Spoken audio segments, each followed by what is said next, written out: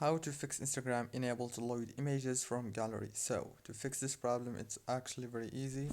Or what you have to do is open the settings, go to apps manager, go to apps, wait a few seconds, it will start loading all the apps that you have on your phone. Scroll until you find Instagram, click on it.